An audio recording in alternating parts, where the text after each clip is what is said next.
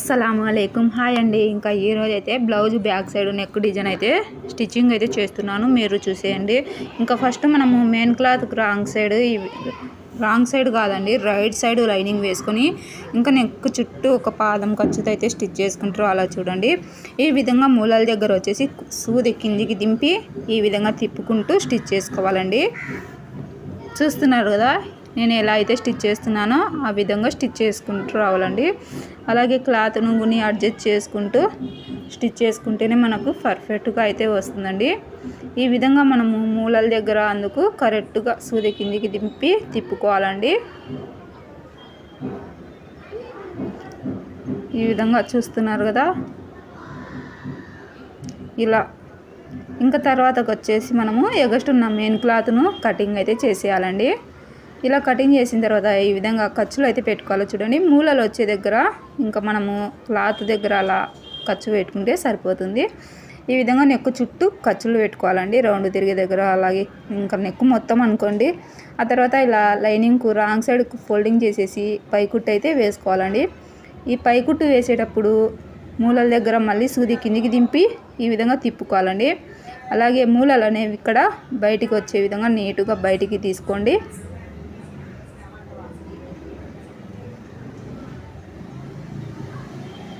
చూస్తున్నారు కదా ఈ విధంగా నీటుగా బయటకు అయితే తీసుకోవాలండి.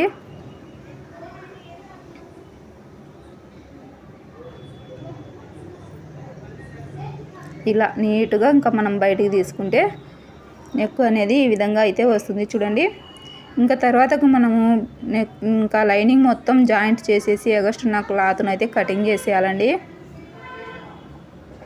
ఈ విధంగా మనం ఎగస్ట్ క్లాత్ మొత్తాన్ని కటింగ్ చేసుకొని నీట్గా పెట్టుకొని బ్లౌజ్ మొత్తం స్టిచ్ చేసేసాను చూడండి. ఇంకా ఇప్పుడు వచ్చేసి మనము నాడాలు అయితే స్టిచ్ చేసుకోవాలండి. మళ్ళీ బయట చల్ల గాలి వస్తుందని చెప్పేసి నేను బయటకు అయితే వచ్చానులేండి. మిషన్ మళ్ళీ మారింది అనుకోండారు.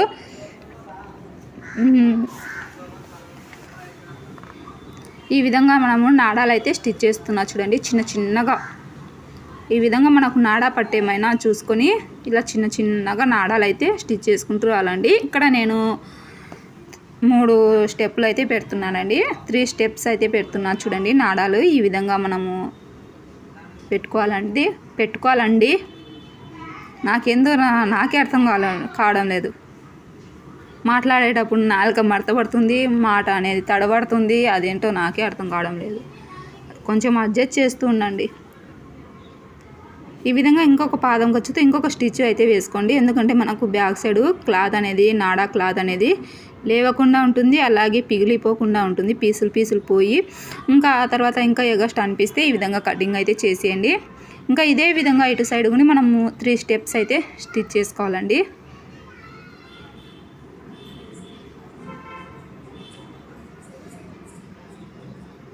ఈ విధంగా మొత్తం ఇంకా మనం ఒకటే లెవెల్లో వచ్చే విధంగా చూసుకోండి.